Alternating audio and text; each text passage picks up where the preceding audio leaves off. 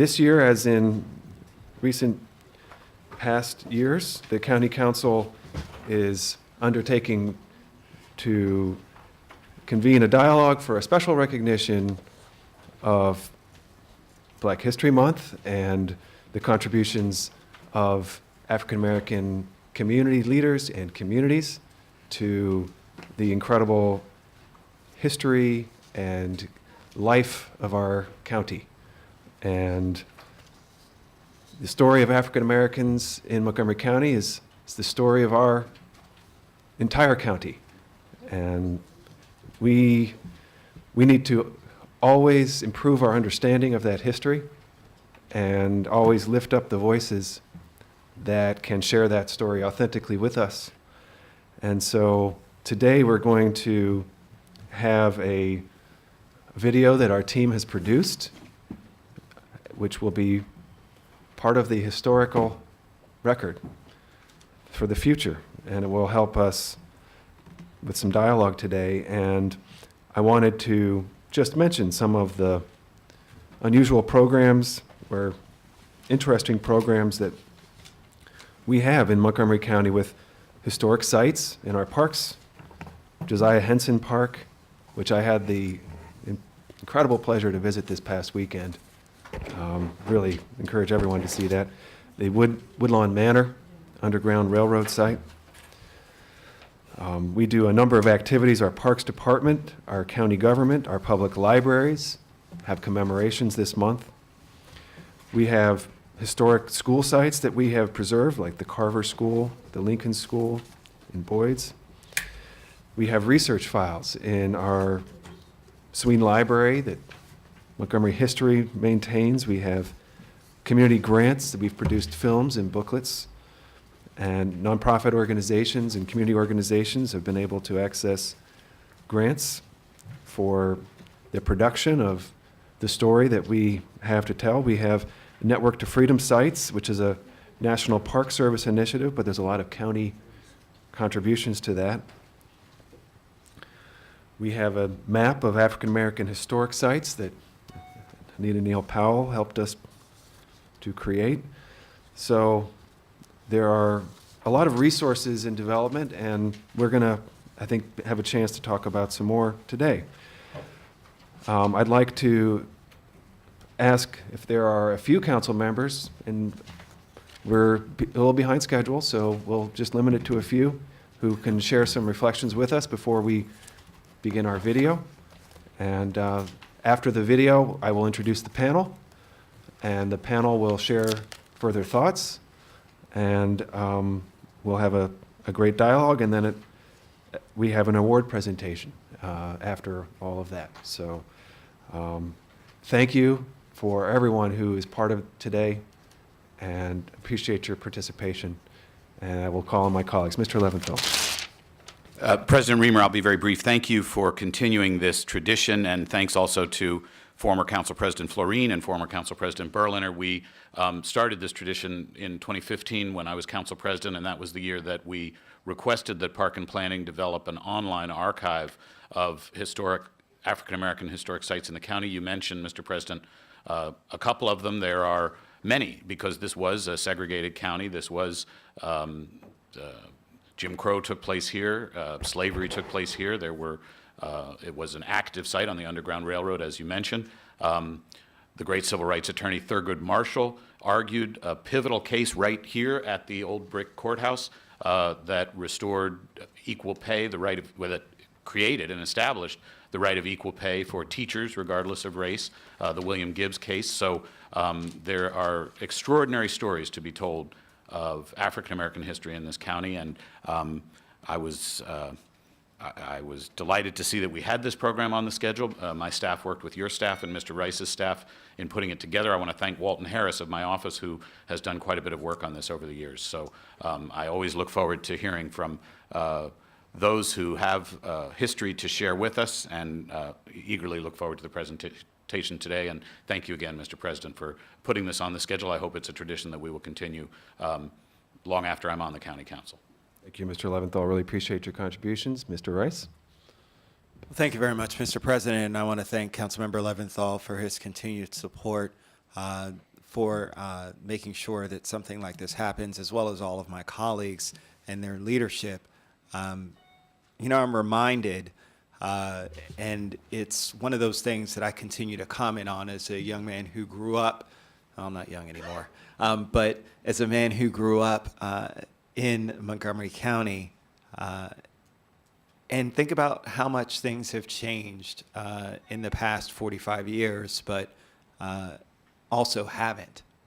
And it's interesting because I remember having conversations, and now that I see Karen Brito here, it all brings it all back, about as a young Democrat saying I wanted to run for office and what that would mean and the challenges that I would face and what I'd have to overcome in progressive Montgomery County. The reality is that I sit before you as the lone member of the county council that is African American in a jurisdiction that is majority minority. And I just remind us that as we tout how far we've come, how far we still have left to go. Because tomorrow I can walk out of this door and still be discriminated against wherever I go, depending on how I dress, how I act, the music that I listen to, and it has nothing to do with who I am. It has nothing to do with the degree that I may hold on my wall or how much money I have in my bank account. That's 2018. And so as I got dressed this morning and put on, I was trying to think about what pin I would wear on my lapel, and I wore the pin celebrating the inauguration of our President, Barack Obama. The great thing is that it was a celebration for all of us, especially in the African American community and the Black community, to say that, look, we have someone who's achieved this high office. Now we can accomplish anything. But with the current president that we have in that same role right now, who is espousing and supporting people who don't believe in that same sort of equality for all of us, I question as to truly how far we actually have come. He is our leader, but yet he professes to have folks tear each other apart, separate, all the things that I looked forward to the future of my daughters, being able to say that I don't see color. Now hear those same conversations that I had back when I was talking with Karen Brito about running for office. The cycle continues. I wonder if the cycle will ever stop. I pray for that day, as we all do. That's why we're all here in this room. We're like-minded and we agree that these are priorities for us. But unfortunately, the reality is that there's so many that are out there who don't feel the same way that we do. And that's why we have to be vocal, and that's why we have to continue to do things like this. And so that's why I'm so appreciative of my colleagues, our staff, all of the shoulders who I've stood on to be where I am today. The work and the fight continues. And so regardless of whether I'm here or anywhere else in the community, I will continue to do my part like you did for me to ensure that we win this fight. There's still a lot of things that we have to do. Thank you, Mr. President.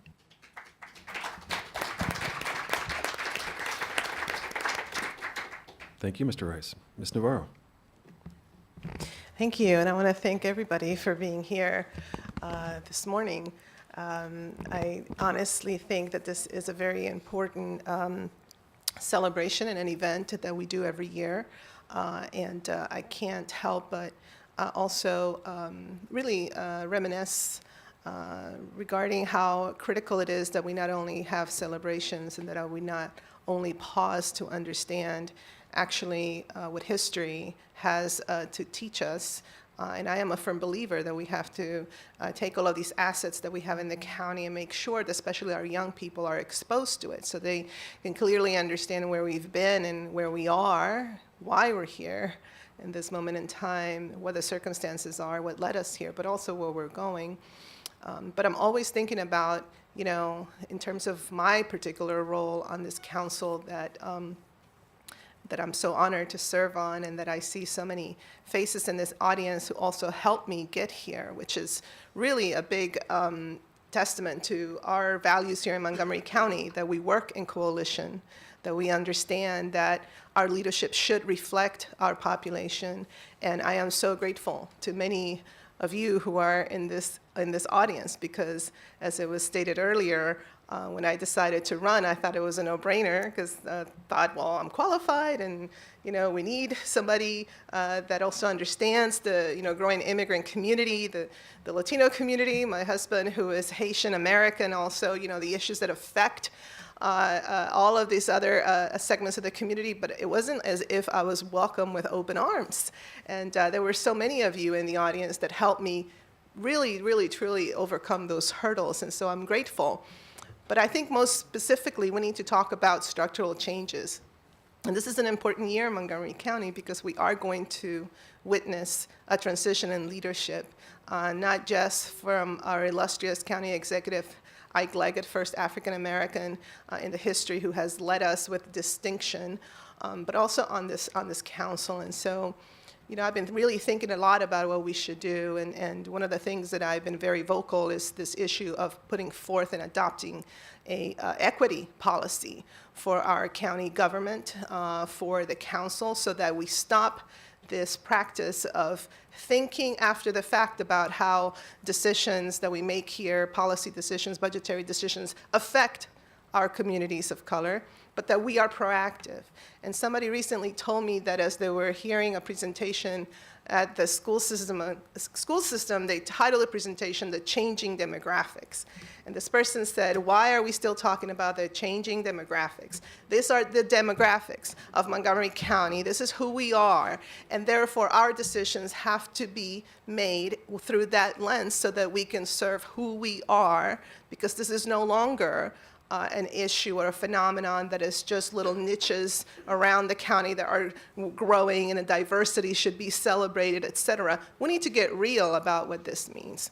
And so I invite all of you to work with those of us that would want to put in place some of those structural changes, so that we not only celebrate our history, but that we celebrate Montgomery County being the leader to putting our money where our mouth is when it comes to long-lasting structural changes that benefit everyone, not just lip service, but true access, so that everybody can have opportunities, not just in education, but in the economy, healthcare, ownership, wealth creation, all of those things that I know we work really hard. So thank you very much for helping me have the opportunity to serve you, as a woman, as an immigrant, as a mother of 2 Afro-Latina wonderful young women.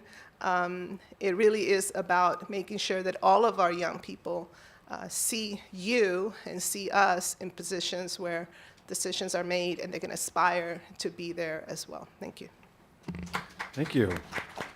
Okay, now I'd like to just note we're glad to have Joan Kleiman with Senator Van Hollen here today, and Kevin Mack with Congressman Delaney, and I believe we have Gaithersburg City Council Member Lorian Sales. And thank you to everyone for being here today. Let's see the production that our team has pulled together for us.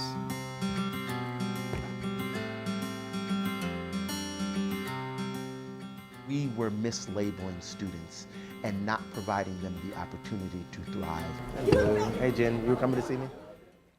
12 years ago, Michael Williams was a teacher at Walter Johnson High School when representatives from Morehouse College came to the school offering scholarships to African American males who had a 3.0 grade point average. At that time, there wasn't one. We pulled together a handful of students and polled them and asked them why they were not in those rigorous courses. From that discussion came the development of the Minority Scholars Program, aimed at reducing the achievement gap and increasing minority enrollment in honors and AP courses. The program is now in 22 high schools and 10 middle schools. What was interesting is when we asked the kids why they weren't in those rigorous classes, it ran the gamut from, well, I didn't want to be the only Latino in class, which was an issue of not feeling welcome. which is again an issue of access and opportunity, to, well, my first day of class, the teacher said, "Are you sure you're in the right place?" Which again is an issue of not feeling welcome and not having access or the opportunity. These efforts are aimed at changing the culture. By taking the easy way out, it is showing colleges that you're not willing to challenge yourself academically. So achievement is not predicted by race, class, ethnicity, or gender. And as an African American educator, Contemporary society. Michael Williams brings so much more to the classroom than knowledge. And it helps MSP function a lot better because we need to diversify teachers. And it's often said, well, there's just not enough Black and Latino teachers out there. Well, maybe we need to do a better effort at digging them up, at finding it, at supporting them, and even supporting those who are already there. So I think we play a big role in terms of perception, like when students see teachers of color in front of the class, it's empowering in the same way that it's empowering to see an Oprah Winfrey or a Barack Obama. The European colonization, does anybody have an answer for that? We've done some good things, but we still have a ways to go. And that becomes our issue when we're talking about race, when we're talking about gender, when we're talking about sexuality. We like to sometimes, oh, well, we're already advanced. You know, we're more advanced in those countries. And it prevents us from really looking ourselves in the mirror and saying, it doesn't matter where we are we far enough?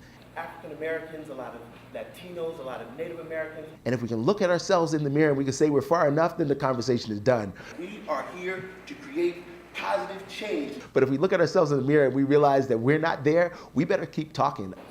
Everyone here is here because you've decided that you are going to be exceptional. Otherwise, we don't keep changing our society for the better. MSP is for real. MSP is here to stay. MSP must spread, and we must continue this movement.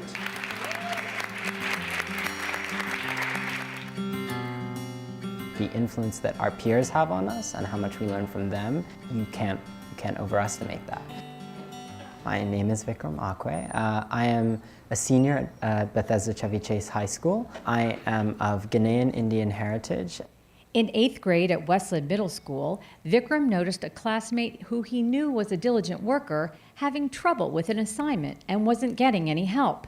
And that's how his idea for the High School Success Program came about. Peers, helping peers and students who might have grown up here, students from different backgrounds coming together and helping each other, learn new disciplines and learn new things. The High School Success Program takes place for 3 weeks during the summer, and each year it moves to a new high school. The program focuses on not only preparing students for the upcoming academic year, but it works to build bonds between the mentors and mentees and the students in the program, many of whom are from different backgrounds. Vikram says members of the group enable each other to dream big and pursue those goals. There's this idea that if you are of certain backgrounds, to a mediocrity in some senses. Stay where you are, don't push yourself too much. And I've never liked that. I think that there's so many of my peers who are from different backgrounds with such incredible potential, from whom I've learned so much. Encourage students to excel and to push themselves to really take ownership of their own education. We want everybody to feel like they're at school for a reason. They're at school to pursue their dreams. And his message is the High School Success Program approaches the student on a more holistic level, addressing the whole person rather than a specific issue. It's important to have not only myself, but so many others like me who are doing so many great things as real testaments to the fact that your ethnicity and your background is no deterrent at all from doing anything that you want to do. And in fact, it can help you build bridges. It can help you connect so many different communities and people. The abilities that you have to bring people together, that I think is something unique that my heritage and my background affords me to do. Though he graduates this spring, he knows he has laid the groundwork for something that will build a new dimension in student success.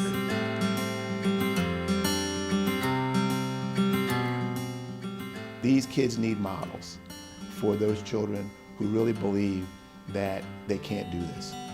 Kevin Beverly vividly remembers when he first entered the working world. Day in August, I come downstairs on a Sunday morning and I find my mom in tears. All of a sudden I'm in tears. I'm crying, don't know why. And she said, your dad's gone. And I said, well, where's dad gone? Said, he's left. She kind of looked up at me and said, you got to go to work. That was when he was 10 years old. Today, he is president of Social and Scientific Systems, a company that works closely with NIH to improve public health worldwide. But Kevin Beverly will tell you it was the days picking tomatoes as a young boy that shaped him into the man he is today. So everybody knew that if you were good at what you were doing, you had a job. And so that was always in my head, is work hard, and the trick is to outwork the guy next to you. Beverly grew up on Taylor's Island, a small community off the eastern shore of the Chesapeake Bay. There wasn't a lot of opportunity growing up. His older brother Larry was the first in the family to go to college, and he encouraged Kevin to work hard in school. He was always saying, you know, if you want off this island, you've got to make your own way. You got to get to college. I mean, I will tell anybody who asks me, it's like my brother walked on gravel, so I got to walk on pavement. I mean, that's how I kind of feel, because I knew, and somebody was pushing me to go and do that next step. He started as an engineering major at the University of Maryland, but quickly realized that wasn't for him. Beverly finished with a degree in criminal justice. He picked up some computer science skills while at Maryland and went on to use those in a job with the National Library of Medicine. That's where his interest in public health began. He and his family have lived happily in Montgomery County for years, but today he sees what he describes as a tale of two cities. We've got a part of our county that's doing extremely well, very affluent, and they're very generous. But we also have a part of our county who's really in pain. They're suffering. This economy, as it dropped in 2008, left a lot of people, and it demonstrated that the systems, quote, systems, really aren't working for everybody. And that when money gets really tight, you realize you can't buy your way out of all of those ills. This is Mr. Beverly. He's the president of the College Tracks Board. Beverly is eager to pave the way for underprivileged kids. He is chairman of the board for College Tracks, a group that helps kids through the college application process and follows their progress through school. If you solve the education piece, the other parts fall in line, right? Got some of the most talented Montgomery County public school students working to make life easier for kids in other parts of our county. And twice a month, he gathers a group of volunteers to pack food for the county's Smart Snack Initiative. And I think we all need to engage how we engage to help make sure that the community, one, knows that we are, one, socially responsible. But again, not to use the word selfishness, but it is. There's a selfish motive there. We need these children to be as good as they can be. 2, 3, 4, 5. And so when the minority and immigrant populations in this county see success, like I said, it's not about aspiration. It's about opportunity. Sure, you can have, you're bright, you're smart, you got all those things, but if you don't have the support systems in place that help you navigate this thing, you can't do it. And right now, I get engaged because these kids need models for those children who really believe that they can't do this. And I'm here to tell them that they can.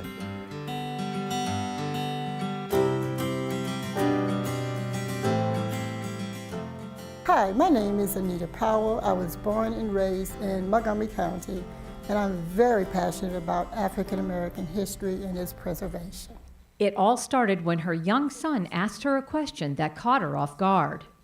Well, in 1977, my son George, who was 9 years old at that time, he asked a question, and he was in 4th grade, and he says, what is slavery? That question was the catalyst for her first program, The Birth of a People, and she's been going strong ever since. It's not just blacks that want to know about the history. Anita Neal Powell believes it's her duty to make sure the stories of the hundreds of historic African American communities here in Montgomery County are preserved. She is committed to documenting the rich history of African Americans here before it disappears. So we have a lot of history about our black communities. We developed the first African American map of Montgomery County.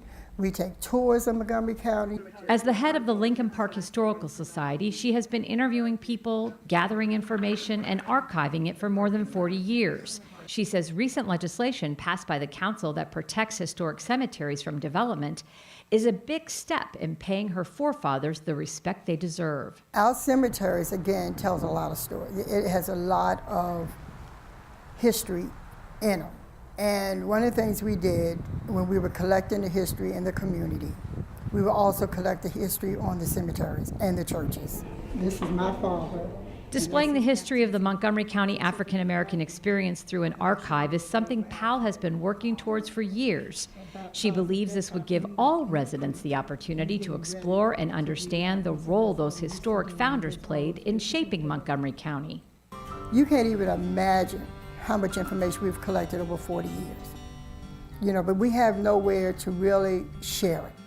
We can begin to be proud of our history, whether it's in living history or whether or not it's history that we need to preserve in our cemeteries.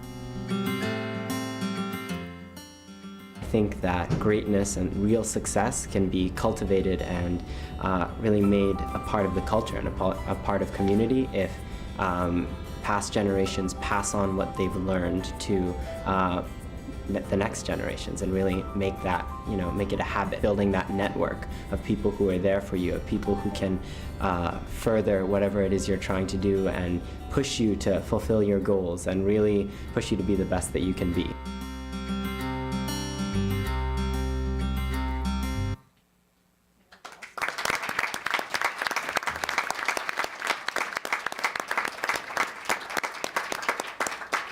Fantastic.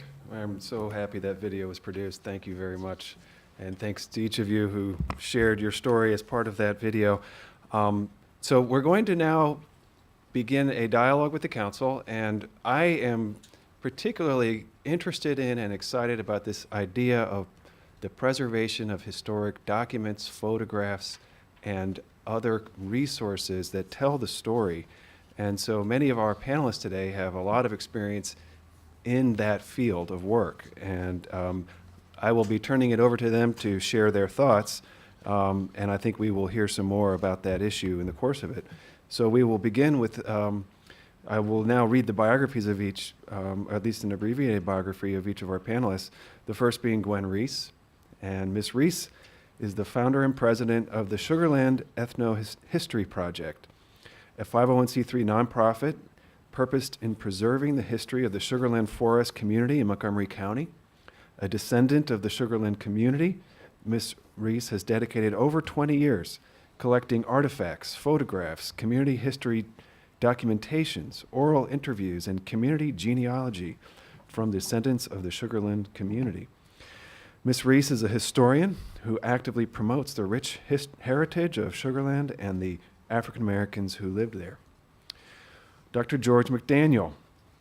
Dr. McDaniel is an historian who is the past executive director of Drayton Hall in Charleston, and he worked here in Montgomery County in 1978-1979 for the Maryland Historic Trust and the Sugarloaf Regional Trails, documenting historical African American communities, photographing houses and buildings, and recording oral histories, all of which resulted in Black historical resources of upper western Montgomery County. Another product of his work was the selection of an historical house built in 1874 by an African American landowning family near Poolesville, which was selected and placed on exhibit by the National Museum of African American History and Culture as the Freedom House. I know what a source of pride for all of us visiting that museum to see that among the exhibits. Tina Clark, Christine Tina Clark. Ms. Clark is a 6th generation Marylander and Montgomery County native. Her family, the Clarks of Poolesville, is regarded as one of the first black families who fought for civil rights in Montgomery County a century ago. She has lived through integration and has spent her whole life as a community activist fighting for equality. And she continues her work in many capacities, including the hard work of teaching as a special needs educator at South Lake Elementary School in Gaithersburg. What a testament to her enduring commitment. Anita Neal Powell is the president and CEO of the Lincoln Park Historical Foundation. Ms. Powell oversees the Leroy Neal African American Research Center in Montgomery County, Maryland. The center promotes opportunities for individuals and groups to become more aware of and develop an appreciation for the rich African American local, county, and state history through research, interpretation, training, lifelong education, and database usage. Ms. Powell serves in many community leadership capacities, including the second vice president of the Maryland State Conference of the NAACP. And I just want to, again, express its conversations with Ms. Powell among those about the urgency of preserving historic resources that informed my approach to today's work. So I'd like to first begin with Ms. Reese and invite you to share any reflections, thoughts, any words of wisdom for us here and our role as the county council and the community that's participating in the discussion today. Thank you, Ms. Reese. Thank you. Good morning, I'm Gwen Reese, and I would like to share some of Sugar Land's history as an example of a typical African American community established in the aftermath of slavery. Sugar Land is located in the upper western part of Montgomery County, near Poolesville, Maryland. Our ancestors utilized the skills that they learned while enslaved to build and maintain their community. They were trained and accustomed to farming, raising livestock, masonry, carpentry, blacksmithing, stone cutting, and household-related chores. Some were skilled in the application of using nature-grown herbs as home remedies. Others were midwives that worked closely with the local doctor, scheduling birth follow-ups and obtaining birth certificates. Nearby, white morticians provided embalming service. In some cases, dressing the deceased family member for burial was provided by the midwife. These skills were instrumental in developing the community and helped to foster a workable lifestyle. As descendants, tracing our roots back to slavery, we have on many occasions encountered a blank wall. It was as if our founding families had developed a code of silence concerning their slavery experience. However, we have discovered that the code of silence itself speaks volumes. We find that they embraced their slavery experience and used them as the foundation that made Sugar Land noteworthy in developing a faith-based, close-knit, self-sufficient community. Their experiences with families being dismantled fostered a deep conviction of family unity. The harsh reality of disrespect by slave owners and overseers facilitated respect for their immediate family and the community at large. As a result, each family became an extension of one's own. Hatred was replaced by an attitude of love and total commitment. And to ensure harmony, they set up mutual principles to live by, and so they labored. The first institution of the community was the church, which soon became the heart, pulse, and cornerstone of the community. School began in the church. It was not limited to children. Adults were also taught to read and write. Following Sunday services, social activities highlighted the afternoon, and on occasions, as needed, disputes were also settled in the church. Growing up in Sugar Land, 5 generations removed from slavery, the generational values had become ingrained in us, and attending church was not an option. It remained the core of the community lifestyle. Communal living was the norm. Butchering continued as a community effort. Families participated in gleaning the vegetable fields after the farmers finished harvesting. Fruits that were picked from trees included apples, pears, plums, persimmons, peaches, cherries, walnuts, and hickory nuts that grew locally. Picking berries was a favorite because as children, even though we were supervised by the adults, we managed to eat much of the bounty. Canning and preserving fruits and vegetables was an adult-only chore. Today, as we explore the legacy of those who paved the way for us, we feel inspired. A few of the community highlights we have uncovered are: Sugar Land's post office was operated by Postmaster Nathan Johnson, and the mail was brought in by horseback from Poolesville. The general store was owned and operated by the Isaac Bell family. The WPA narrative with ex-slave Philip Johnson is in the Library of Congress. Site of the first interracial marriage in the state of Maryland in 1967, following a 306-year ban, was held in the present historic St. Paul Church, built in 1893. The church property was purchased from George Dawson, a former slave owner, for the sum of $25 by trustees William Taylor, John Diggs, and Patrick Hebron, Jr. It was deeded on October 6, 1871, and it was to be used to house an edifice, a school, and provide a burial site for the community. Reflecting back to 1995, the church was closed and neglected. The doors were nailed shut, and the building was beginning to show signs of deterioration, and the cemetery was in need of care. I passed by the church occasionally en route to my family home a short distance away, and one day I drove onto the property, got out of the car, and began wandering around the grounds. Many happy memories came to mind, but then an overwhelming sense of sadness began to tug at me as I remembered family members that were no longer here that would never have allowed this present condition to exist. I remember being told that the original church, built in the early 1800s, was destroyed by fire. The families were dedicated enough to sacrifice and rebuild, and I felt an overwhelming need to just do something out of love and respect for them. Today, the church presently is being used as a resource center hosted by the Sugar Land Ethno-History Project. We're a nonprofit organization under Section 501(c) dedicated to the long-term preservation of Sugar Land's history and church institution. Currently, we have 7 pictures on permanent display in the National Museum of African American History and Culture. The Woodlawn Visitor Center Museum in Sandy Spring, Maryland, has on display 3 of our ancestors' photographs. Scenes from the Oscar-nominated movie Philomena, starring Judi Dench, were filmed in the historic St. Paul Church.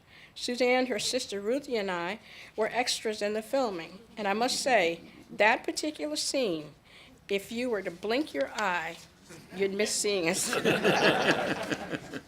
It was also in 1995 when collecting cemetery information began. As time progressed, Suzanne Johnson, a cousin, came on board. She rolled up her sleeves and began the tedious task of digitizing the accumulated paper trails and photographs.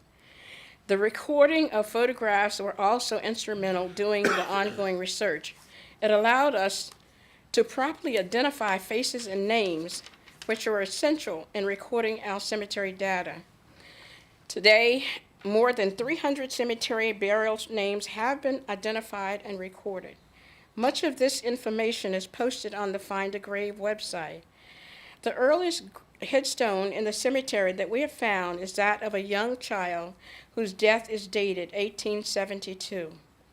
Richard Lyles, a descendant of the community who maintains the upkeep of the cemetery grounds and the church, was instrumental in locating numerous early unmarked graves. We then engaged the help of Glenn Wallace, and he spearheaded the mapping of St. Paul's Cemetery, along with team members Eileen McGuckian, Ann Allnut, among other volunteers. A grant from the Trader Foundation for Maryland Burial Sites enabled us to offset the cost of cobblestones that we placed on each unmarked grave. St. Paul hosted the 3rd session workshop series in support of the Montgomery County Cemetery Revisited project.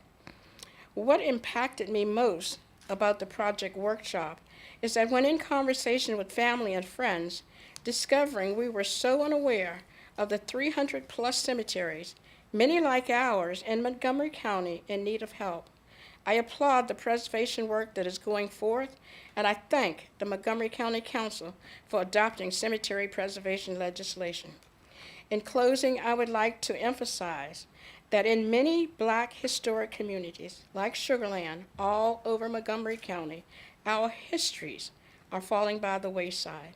Our ancestors have left us a legacy, lived by example, rooted and grounded in love, legacies that should not be ignored, but preserved and shared for future generations. Thank you.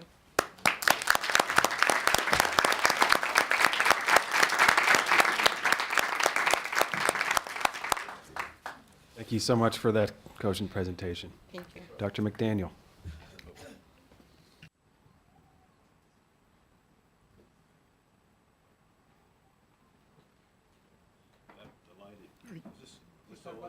At the base of the mic. Okay, good. Thank you very much. Thank you so much. I'm delighted to be here, and also just delighted to be on this wonderful panel that you've gotten together here. And I want to just reiterate what Councilman Rice was saying about standing on shoulders. We all stand on shoulders, and I think what Gwen was just describing articulates that very well. It reminds me of the story that Alex Haley often told when he spoke. And that's about a turtle that's on top of a fence post. And people walked by and said, asked the turtle, what are you doing up there on the fence post? And he said, I'm enjoying the view. And he said, well, you enjoying the view? He said, yes, I am. But I wouldn't get here unless I had help from other people. Yeah. And so we all have that help. And I think everybody here has had those people who've helped us. And in my slide presentation, I wanted to show you pictures of places and people that certainly have helped me. I'm an educator at heart. I came into this work in historic preservation because I taught in schools, in public schools, and realized the dearth of materials related to African American history of everyday people.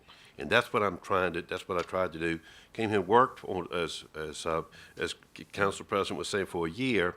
The contract was over. I was out of a job and had gotten married and needed a job, so I had to move to Memphis, Tennessee to work with the Center for Southern Folklore. So I'm fortunate I didn't get back. I'm now retired and I'm back. So, Welcome back, and just keep in mind, we are short of time, so we'll need you to be very efficient. Okay, good. Want to just make the point that travel is the enemy of prejudice. That's from Mark Twain. And history is a way of traveling through time and space. And we're going to look in this presentation about this area around Poolesville, where I worked in 1978, 79. And as you were saying, the first stop on this journey is at the National Museum of African American History and Culture, the most popular museum in America. And there's the Freedom House, I think some of you have seen, from Montgomery County. There it stands, and it tells that struggle from freedom, from slavery to freedom. And it puts Montgomery County on the map. There you see the house as I photographed it in 1979 as part of my survey. And it's perhaps now the most highly visited African-American home, I'm going to say certainly in the nation, and possibly the world. Millions of people go through there. But it's not just the house, it's also the people. And thanks to Gwen Reese and others, there are people from Montgomery County who may be seen there to personalize that site. And we also have residents. This is Chanel Kelton, who lived in the house for 10 years. And I think Tina Clark, I believe your ancestors lived certainly were one of the founders of Jonesville, just outside of Poolesville. There's the house as I photographed it in 1979. It's a two-story log house. Within those weatherboards are logs. Built after freedom, the one-story log house was typical of slavery. When African Americans bought land, they did not have the capital to build a frame house, so built a log house, but because they were free, they built it two-story so they could look over the land that they had acquired. Wow. So that house, by being two-story, represents that newfound status after freedom. There's Jonesville today, and on the right, you see the house. You see the site of that house is gone. So much of history that you'll learn about here, and Gwen and others will talk about, is in our own backyards. So this Joan Sims House tells us that story, and so does Jerusalem, Lincoln Park, and other communities here in Montgomery County of that struggle from slavery into the promise of freedom, a promise that's still not fully realized, as Councilman Rice was describing. But if we look at the history of Montgomery County, we see a dearth of materials related to African American history, both in the published accounts and also in our schools. Why is this important? As Carter Woodson said, who was the founder of first African American or Black History Week and then month, if you don't tell them, they won't know. We've got to include it in our schools and in all ways of all walks of life. And as Martin Luther King said, he who controls my mind controls my body. He who controls my history controls my mind, because history gives us identity, both as individuals and as a community and as a nation. So resources today, the abundance of research, and we'll talk about some of the research that I did in 1978, 79. One of the community leaders who really stepped forward and helped me so much was Howard Lyles. Some of you may have known one of the real leaders here in Montgomery County, and also Oral Lyles in Jerusalem. The churches were so important. And this is Elijah's Rest Methodist Church, or Elijah Methodist Church in Jerusalem, but it also served the Jonesville community. Both those communities were interrelated by families. There you see the house on exhibit, and also the tombstone of Elma Jones, who's one of the descendants of a founder of Jonesville. Among those who helped my work were Evelyn Herbert, who was a teacher devoted to education, and Lemuel Graham. On the right, you see a photograph of Albert Johnson. Evelyn's great-grandfather was born in 1817. Lemuel Graham had paintings that you see him holding in his house, and his house was veritable archives of historical photographs. And you see right above the table that photograph of John Peters, who was his grandfather, a blacksmith born during slavery, owned land. That house is now gone. Where are those photographs today? So one of the tasks we have ahead of us is to identify where these photographs have gone. Hopefully, they're still available for digitizing and for use in schools. So this is research that I did in 1978, 79, documented over 189 houses, copied over 180 photographs, deposited those slides with the Maryland Historical Trust, and also gave copies to the Montgomery County Public Library.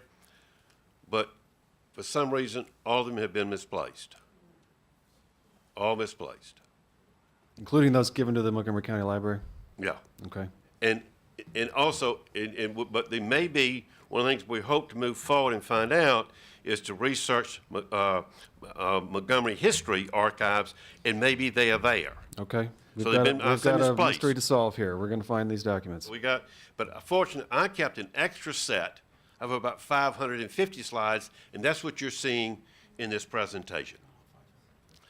Why is this important? Here's a Loving Charity Hall as I photographed it in 1978, and you can see how important it was. The Community Benefit Center for Dances, Plays. It was a product of segregation, because these communities were funding themselves, providing their own insurance. It was a strategy of making a way out of no way. There you see it before restoration, and then just this fall was the restoration, the groundbreaking. Ike Leggett came, and other members of the City Council, and there you can see Elsie Thomas and Sarah Rogers, who've done such work, good work, in making sure that that building is going to be restored for the future. I want to accent the engagement of students. And you can see there me with black hair years ago. But part of my work, I always included students. I'm a firm believer in what's now known as proximate learning. That is, you learn by people who you associate with, and you step out of your own comfort zone and get to know people as other cultures. And Councilwoman Navarro was speaking about that. That's so critical today. And so the student was helping me with oral histories. And just as an example, at Clarksburg High School, located on Weems Road, there you see the school today.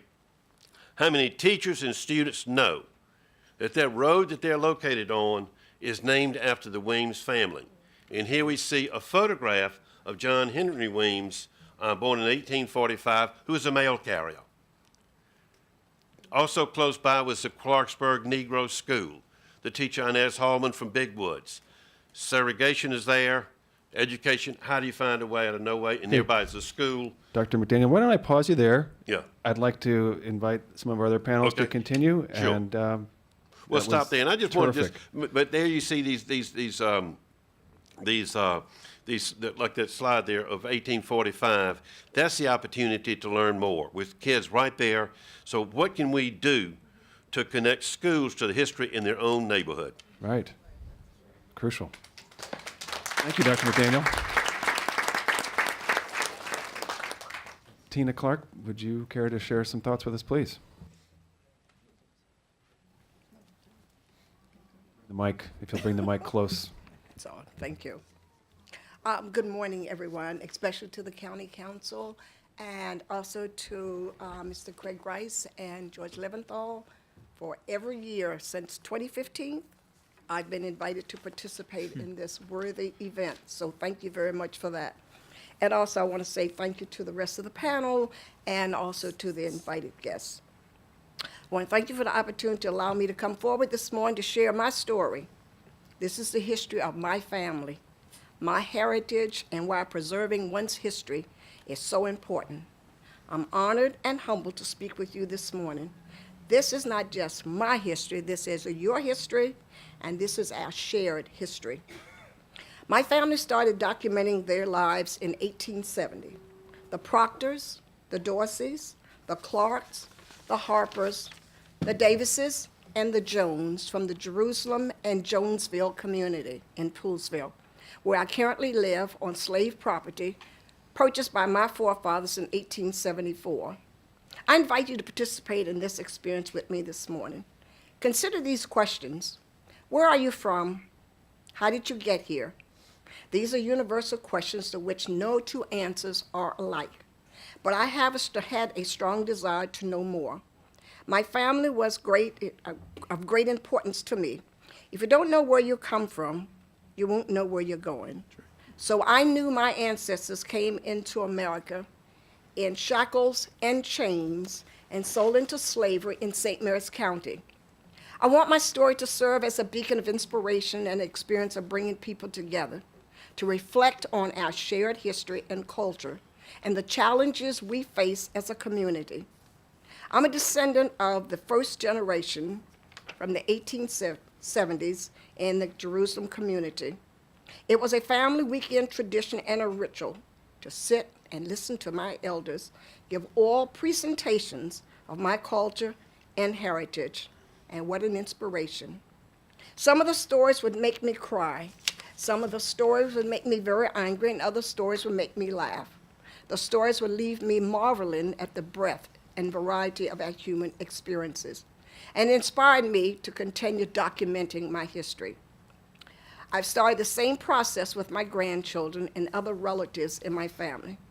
When you set out to retrace the steps of your own family, there are stories or revelations that will inspire and surprise you.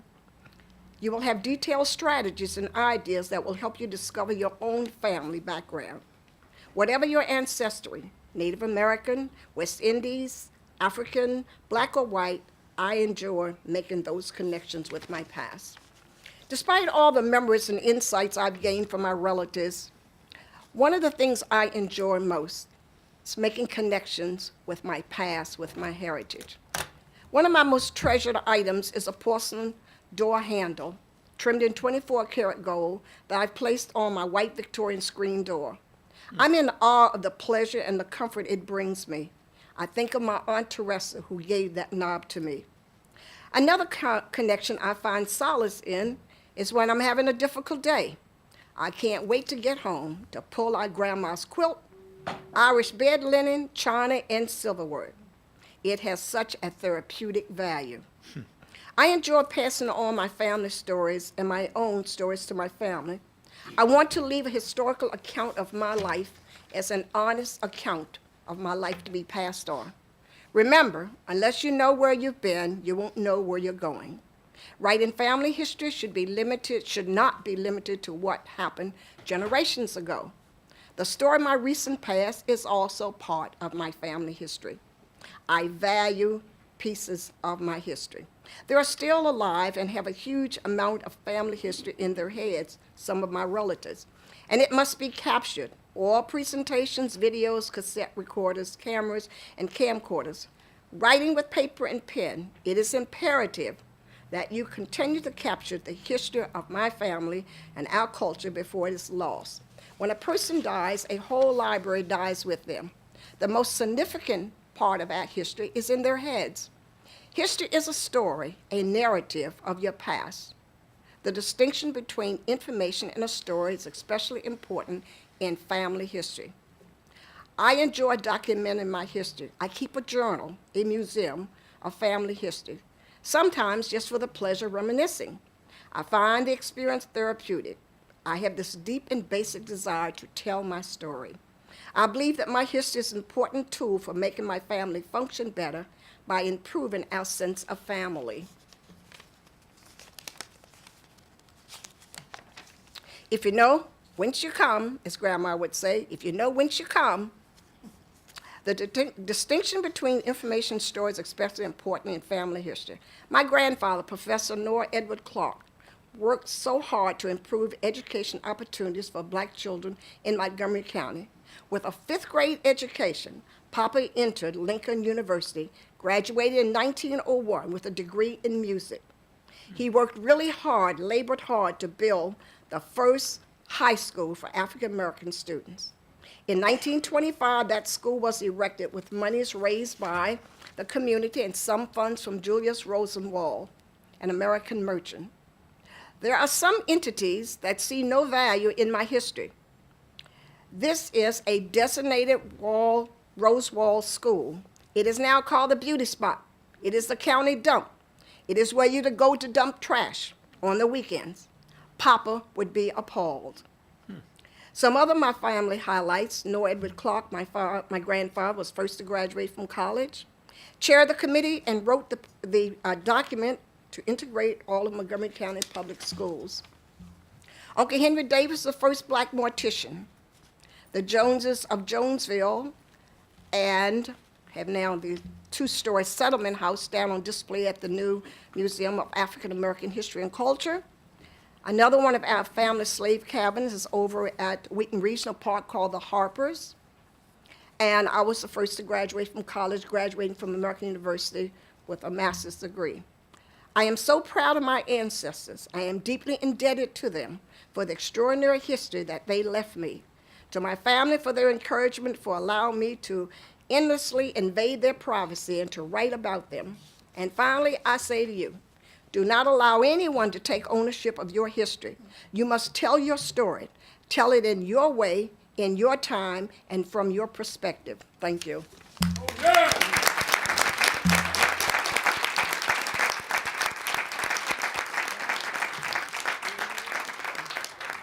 Thank you, Ms. Clark. Really appreciate your comments. And closing up our panel, and then we'll have Q&A, Ms. Anita Neal Powell.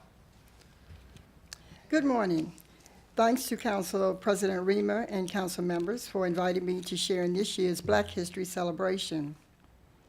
Black History Moments with you and the residents of Montgomery County. It is an honor to be a part of this Black History Celebration, as it is truly interwoven into the American and county's history. The stories that are shared about blacks in Montgomery County are indeed the American stories across the country. We have had an opportunity to participate in the development of the Montgomery County website, as stated earlier by Councilmember George Leventhal. In 2006, we had the opportunity to accept a deed on behalf of the Uncle Tom's Cabin, currently the site of Josiah Henson. Also, while serving as Commissioner, Warren Fleming was the first person to give a tour of that site. We have developed African American tours, which Phyllis Shar, who's in the audience, of Tobytown, Gwen Reese to my right of Sugarland, Tina Clark to my left, and Harvey Ziegler and Warren Fleming, who's in the audience, served as tour guides. We developed the first Maryland African American Preservation Conference on the journey of African Americans in the state of Maryland. So it's not just in Montgomery County, it's in the state of Maryland. We've also developed an African American historic map of Montgomery County and publications on the journey of African Americans in Montgomery County, which documents at least 200 enclaves, historical sites, pockets, museums, schools, and more, with the assistance of Tina Clark, Ms. Shirley Small-Rougeau, under the guides of Ms. Nana Clark, who just turned 100 years old. Yes, she did. This year. No, November the 11th. November 11th of last year. There are many success stories that we could share with you.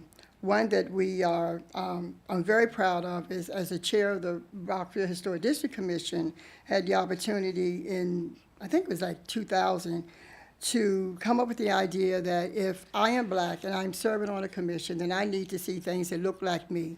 So the city of Rockville developed 21 historical maps around Rockville. So if you're walking around Rockville, you really want to know about our schools, our places, our stores, take the journey and just find out who we are and whose we are.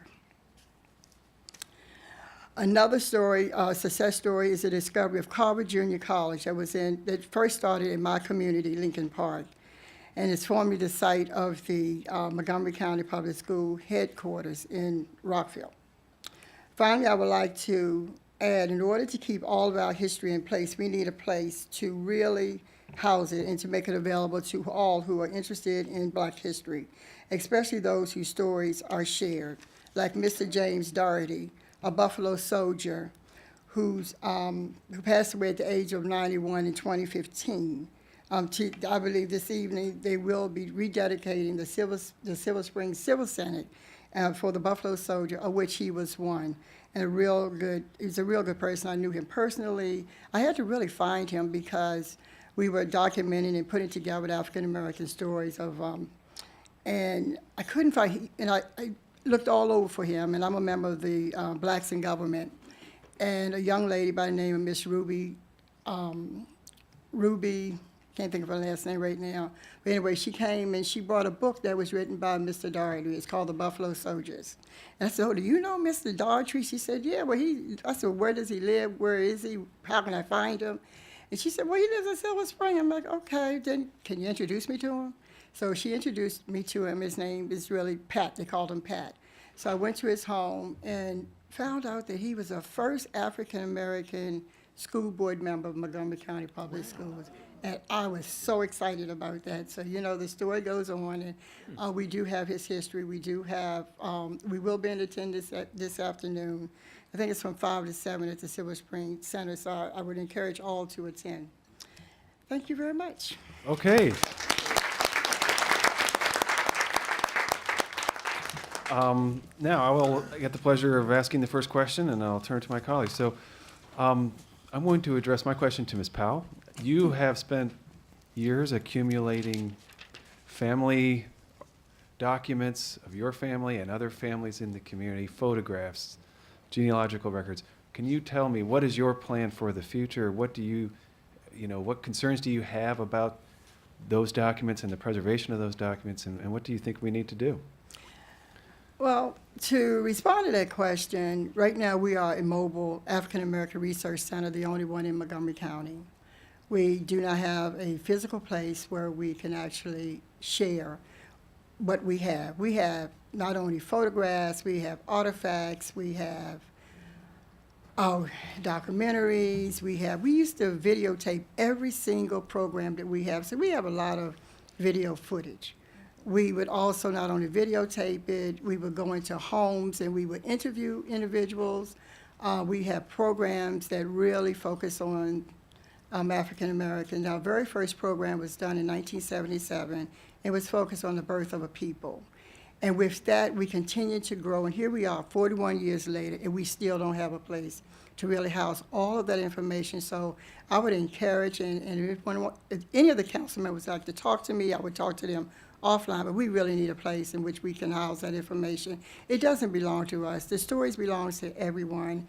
And in order to share it, we need to come forward and we need to provide a place so that you can come and you can visit and you can be a part and you can share your own story, because I can tell you that each one of you on this day says you have a story to share, but it's not your story, it is our story, because it is a part of the American history, regardless of your color, your age, your race, or whatever. It doesn't matter.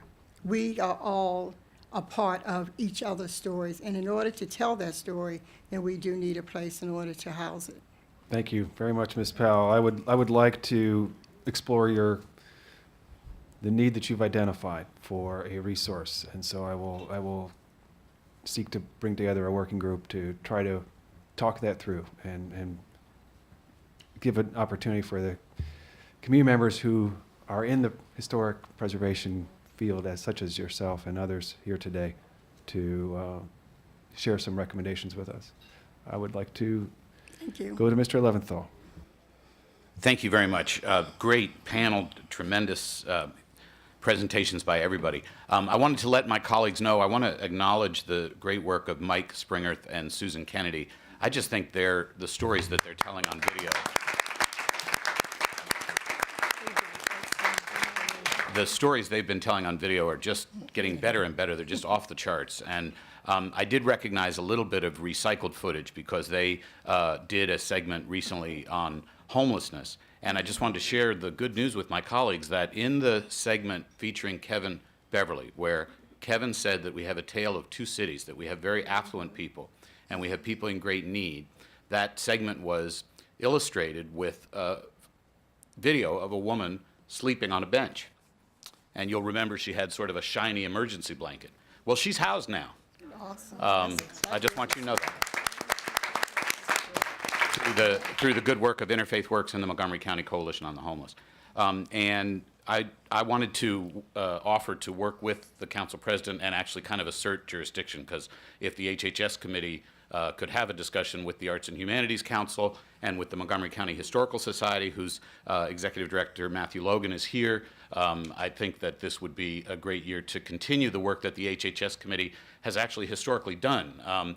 For a long time, the county archives, all archives, everybody's archives, were deteriorating in the Red Brick Courthouse just around the corner here. And year after year after year, the Montgomery County Historical Society came to the HHS committee and said, we've got a big problem. We've got a legal obligation to maintain paper archives, and we're failing to meet that obligation. And year after year, we appealed to the executive to put some money in his budget. He didn't do it. Finally, the HHS committee did endow a modern state-of-the-art archive, climate-controlled, that opened, I want to say 6 years ago now. It's been a little while. So I'm very confident that we could move forward in a similar manner and expand a wing of that archive for African-American history. I'm delighted to hear the council president's interested in that, and I'd love to participate in the council president's effort on that. Thank you. That's precisely what I was hoping to hear. That's good stuff. All right. Our next question or comment will be Mr. Rice. Well, thank you very much, Mr. President, and I look forward to that discussion. Dr. McDaniel, you took me back. A lot of people don't know this, but I actually grew up across the street from George Haley, Alex's brother. Oh, good. Oh.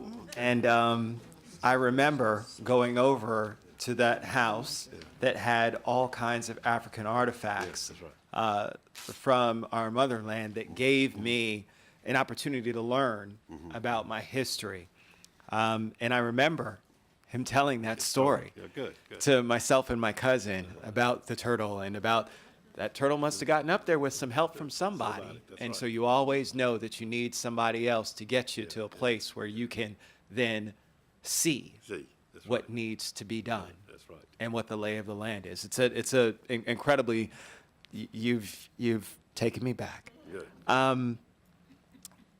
To that end, we talk about our students, we talk about our future generations. And so many of us were fortunate enough to be just once removed, one generation removed from slavery or from, my mother was part of a family that were sharecroppers in Walterboro, South Carolina. So I've heard the stories. I grew up hearing from a lot of my elders about those stories. But nowadays, it's not as reticent for a lot of our younger people. And so I think that preserving this history is important, but I'd love to hear from the panel in terms of your thoughts. And Dr. McDaniel, we can start with you, but with museums, we also have to get outreach to young people to ensure that they're coming and seeing and appreciating and learning from that history, something that I counted myself very fortunate to have. How best do we do that? How best do we ensure that our future generations remain connected to those stories? That's a very good question, and it's one that historians and teachers, are good teachers and historians, are consistently asking. There's no one way. It takes considered thought. One way that I have found effective in other teachers, in fact, Alex Haley was of this school of thought too. I think I may have heard this from him. He liked etymology, the root of words, and the etymology of history is not story or memorization of facts, but it comes from the Greek word to inquire, to learn, to see, to learn or to see by inquiry. And so history is asking questions. Historian is one who asks questions. So rather than just tell history as a series of facts, good teachers, good museum educators prompt questions and then engage the student's curiosity to answer those questions. And too often when we study history, we look at it from our perspective back. And so the forks in the road that those participants had, we've already seen their decisions.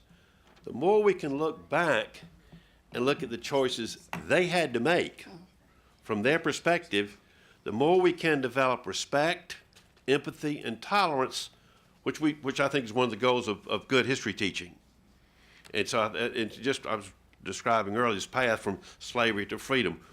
What happens when freedom first comes? What name do you take? What do can you get legally married? What do you do? Where do you live? All these questions. And one of the great resources here in Montgomery County is the ex-slave census of 1867, which lists all the slave owners and their slaves and the new names that they took. And as you look at that list, you'll hardly find an enslaved person, a freed person, who took the name of their owner. There's some other name that they chose. So these are choices. So I think we want to just go back to looking at history as asking questions and then looking at choices. It's a way of teaching history without teaching just a series of facts and memorization, but getting the human dimension involved. As historian David McCullough tells us, people in the past didn't know they were living in the past. A year from now, we won't know that now we're living in the present. Y'all will be making decisions that will be history, but you don't know what those decisions are going to be. So we need to step back and look at things from the perspective of those people who were living those lives. And I think it's especially important in African American history, because if you've heard this wonderful testimony, the choices that people made created the foundation for the families, the communities that are here today. Did anybody else want to weigh in on I that, did. Ms. Powell? Is it on? Okay. So one way we can ensure that our children or youth learn more about our history is that they should take the African American tour. We actually, it's called the Educational Mobile Workshop. We will take you to those places that we speak of, not just teach you in a classroom, but if you touch and feel and understand what our history is all about, then I think that would be a good opportunity, so they then can go back and they can share that I visited the Quinch Orchard Color School on Route 28. And in fact, and then we have a school named Thurgood Marshall. I think it's Thurgood Elementary School. I was teaching, giving a presentation to some, I think they were kindergartners. And one of the things, and what I try to do is to talk about places near the schools that I speak at. The reason I do that is because I want them to go past that building or go past that site and be able to say, oh, I remember hearing something about that building. And so one little boy said, well, I never knew that we had a Thurgood Marshall Elementary School. I said, yeah, well, it's, at whatever site where it is. And the other thing is that one of the things that was really interesting in that same classroom was that there's this little white boy, and it's Black History Month, and I was sharing information about the schools because we're in a school setting, right?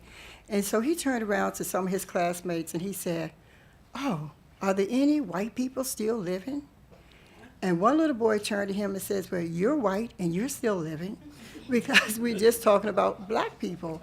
And so that was an educational moment for him. He may not, I don't know the child's name, but all he could see was black people, black schools, or what have you, and he just didn't know. And so that told me that in his household, they didn't talk about race. They didn't talk about race because if they did, that comment would never have been, said. So I think that's one of the ways in which we can ensure that our young people get the true history of what we talk about with African Americans. Thank you. I'd also like to offer up a suggestion. I teach at an elementary school, and I am painfully aware that in our history books, there's nothing about slavery. Well, excuse me. They gloss over it briefly. So I'm always the person called upon to fill in the blanks. I think if we do a better job with Montgomery County Public Schools in terms of the curriculum, that we include something about black history, about our black leaders, about our culture, how did we get here? Why did we come here? So I think, and I've mentioned this also to some other folks in the Board of Education, and I think it's something that really needs to be discussed and really have a hard looking at. Montgomery County Public Schools need to do a better job of educating our students about the African American culture. Thank you so much. I really agree. And because it's not just the story of African Americans in our community, it's the story of humans struggling for freedom. And that is a story that is universal, and it is all of our story. I agree. Okay, Mr. Katz. Thank you very much, Mr. President. And thank you very, very much to the panel. I'm truly honored that I know many of you and have seen you over the many, many years that I have lived in Montgomery County, which is my entire life. And it's hard to believe, and I say this all the time, but it's hard to believe that integration in Montgomery County came during my lifetime, and certainly during your lifetime. I have two older brothers, one of whom was 5 years older than I am, one of whom was 2 years older than I am, and they did not always go to segregated schools. I mean, they did not always go to integrated school. They went to a segregated school from the beginning of their life. I was in first grade when it actually integrated in Montgomery County, and it is so difficult to believe. And when I go into a classroom and you have the various discussions, and I tell someone that some of the young people in that room could not have been in the same classroom that my brothers were in the beginning.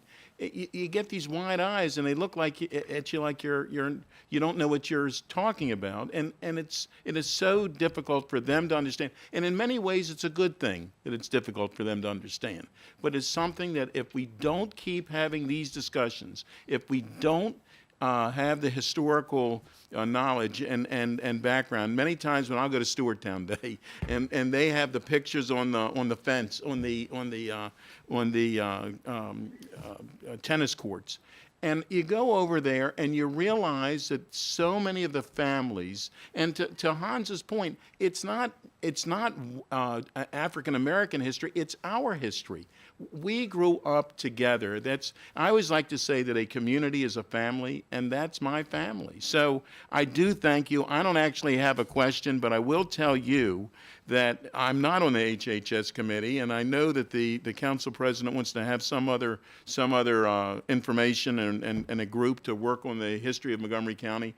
I'm a lover of the history of Montgomery County, and I would like to be involved in that as well. I think that this is and the other thing that is noted, as our parents and grandparents and get older, if we don't capture their information, on video or whatever, because it's word of mouth in so many ways that if we don't do it now, then we're going to really, really be sorry that we didn't. So thank you all very, very much for what you're doing.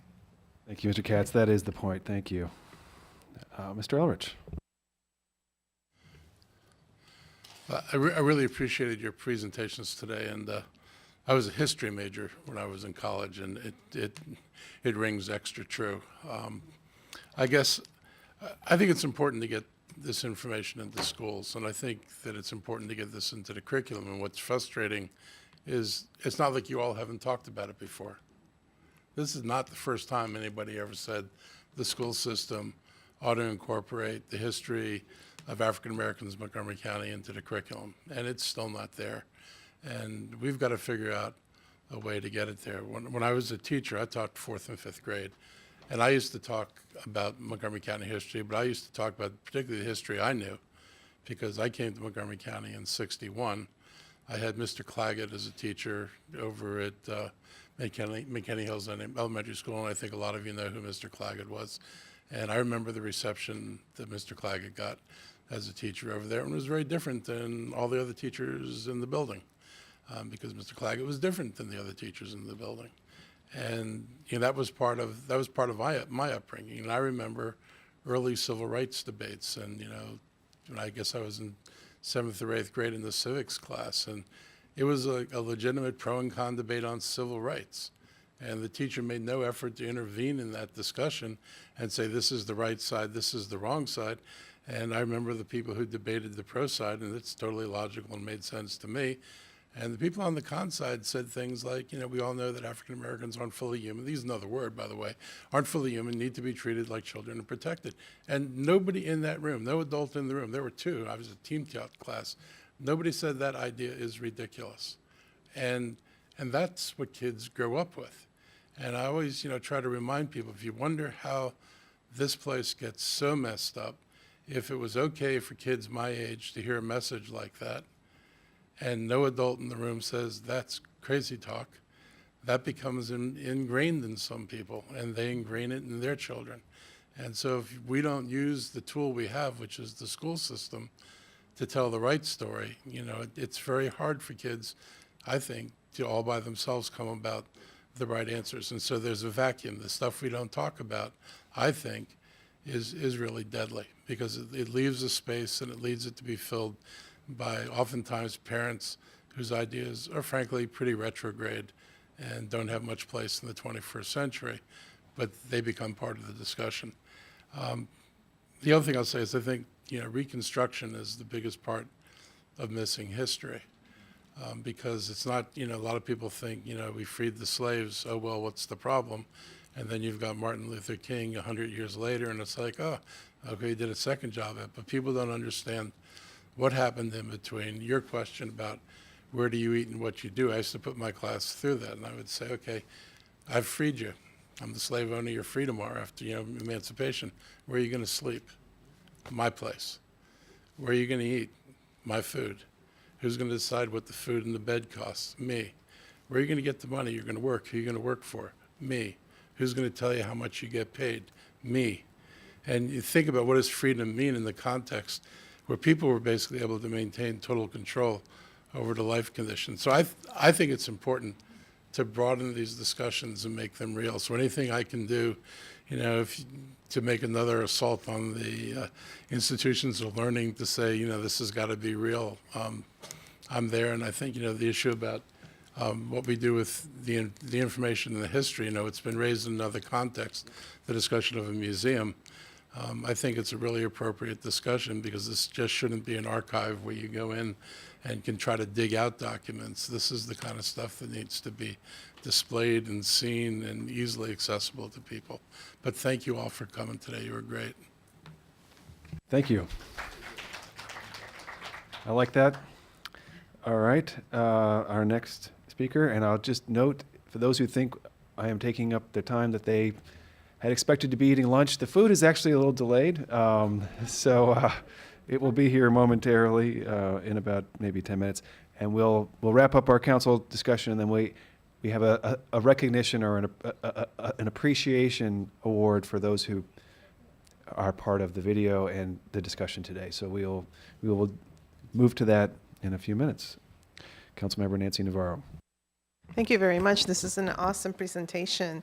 I guess, there must be some shared vibes over here, because the notes that I had made was regarding, I remember when the school system started that initiative to take second graders to Strathmore, because we understood that it was difficult to carve time out of the day for more music, but there was a way to expose our children to something so extraordinary. So I've been here trying to figure out, well, how can we do something similar so that our students do have an opportunity to either do the African American tour, or really do get exposed at least once a year to something a little bit more comprehensive than these types of celebrations that seem to be just real sporadic. So I actually, Councilmember Rice is not here, but I would love to then work with him as a member of the Education Committee so that we can explore how could we package something that our students could then be exposed to that is comprehensive and it includes all this great work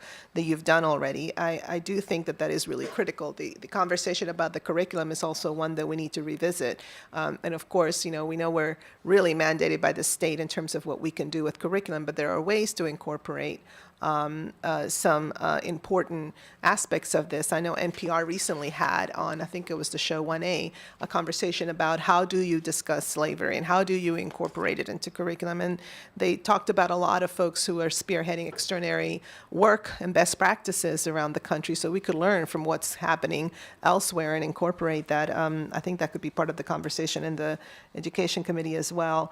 And I guess that the last thing that I would say as well is that I'm very interested in how we also incorporate not just what happened during slavery and after, but also what was happening before. In other words, how extraordinary, and the African American Museum does this, is you start the exhibits. You first start with what was happening at that time in the African continent and how extraordinarily advanced civilizations actually were. And because it's important for children, I think, to also understand exactly what occurred, and that it wasn't as if when folks were enslaved and brought here against their will, that somehow it was because they were coming from a place that was not developed and had not had this extraordinary civilizations. That really, I think, puts everything in context. So I'm always interested in how we connect that as we talk about African American history, and so that would perhaps is something that we can discuss in the Education Committee.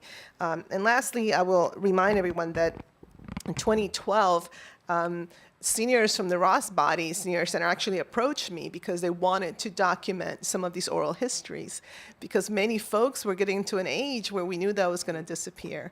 And so in partnership with Comcast and Montgomery College, there is a documentary that we work together on, and so I invite all of you to kind of take a look at that as well. It's called, and it was Sandy Spring, Unity in Time of Segregation. Such rich and extraordinary document to capture many of those oral histories right here in Montgomery County. So I think there's some practical things that we can do to put together all of these assets and all of these extraordinary resources in our county and make it more widely available.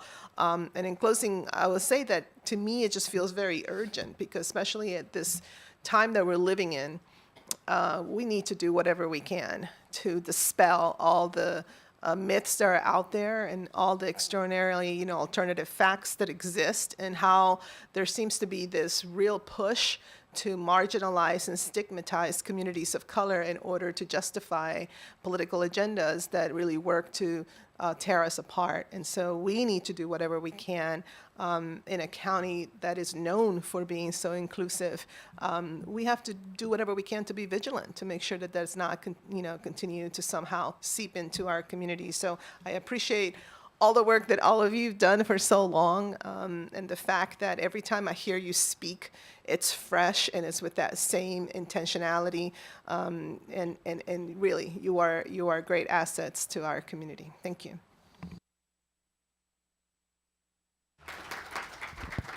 Thank you, Ms. Navarro. Certainly is a reminder that the president after our first black president is a president who has called people marching with neo-Nazis good people on both sides. And here, so things don't change often. Ms. Florine. Thank you. And like everyone else, I want to express my appreciation to everyone for their work and their sharing their histories. And Kevin, thanks for being here. And to everyone else in the room who's interested in this, it's a really important conversation. Of course, it shouldn't just be, once a year. This is the challenge. And I wanted to remind everyone that our Parks Department has done a lot of work in this area. And you'll, of course, want to fund the Josiah Henson Park work that's going on. And I'm sure everyone's been to Woodlawn Manor and seen their tremendous resources. And these are also great places for archives and ways to create accessible places, existing accessible places that where you can really get into a shared conversation about our important history. And I just wanted to follow up on something that Councilmember Navarro just said, because I think we have a greater obligation than ever to set the record straight on things, to remind people what the law of the land is. I read recently of some candidate for some office, I'm not sure it was a local office, advancing a separate but equal approach to education. And I think it was just out of lack of information of what our community expectations are, what the law, what the Supreme Court has ruled, and with the language and the mischaracterization of our community's ideals and standards and visions set down in the White House these days. I think we in local government have a much broader obligation than we ever had before, I think, to help people understand what the rules are, what they've always been, or at least have been fought for so many years, and are inherent in what we do as a community. So that, I think we need to be even more vigilant now than we've ever realized that we had to be, given the outpouring of hate, of bigotry that's been allowed to persist across this country, and forcing people to examine some of their fundamental assumptions about what we thought was a given. So that's why these conversations are consistently important all year round throughout the community, and why we all need to do a better job, I think, of reminding everybody else who's not in the room of what our expectations and our fundamental premises are. So thank you for living this for us. But what's most important is how we go forward in reminding our community and being part of community leadership that helps people understand what we truly are all about as a community. So thank you all. Thank you, Ms. Florine. Mr. Berliner. Let me thank each of you for this presentation, and also thank Ms. Kennedy and Mr. Springer for their good work. Ms. Clark, I was moved by your presentation with respect to how important your personal history is.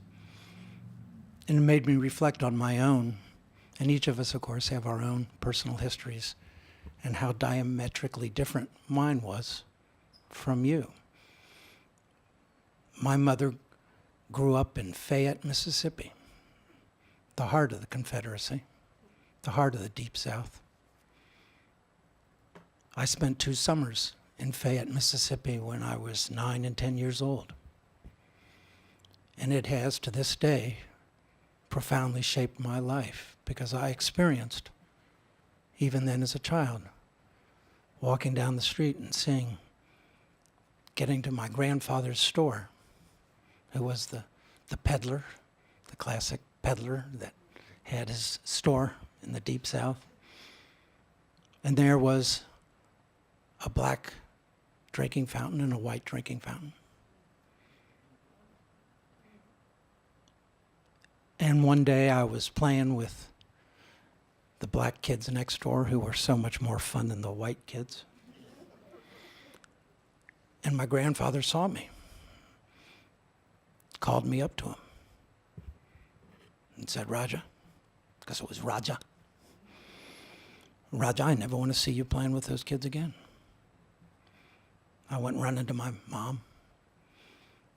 I said, Mom, why did Granddaddy say this to me?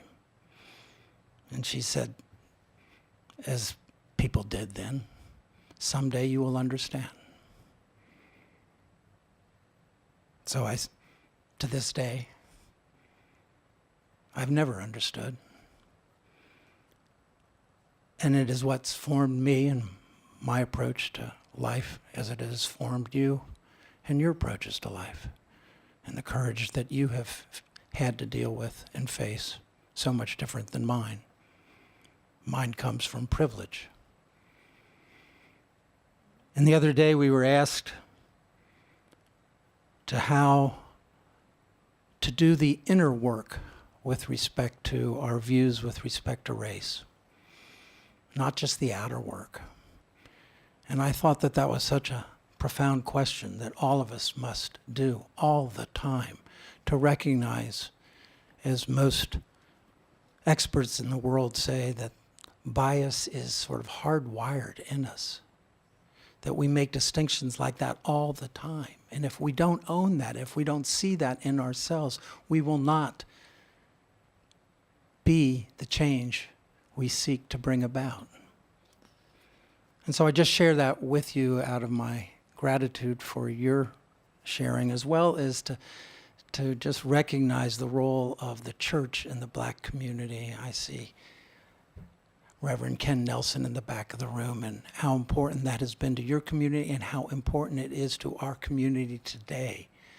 That it is the spirituality of the black community that has been among the most powerful contributions to our community and what it means to be a beloved community, and helping us understand what that means.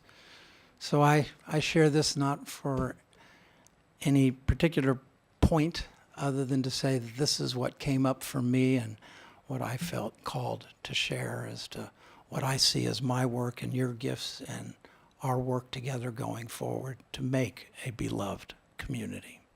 So thank you. Very good. Well, that was an exciting discussion, and we really got into some details, and we also had a chance to go over the big picture.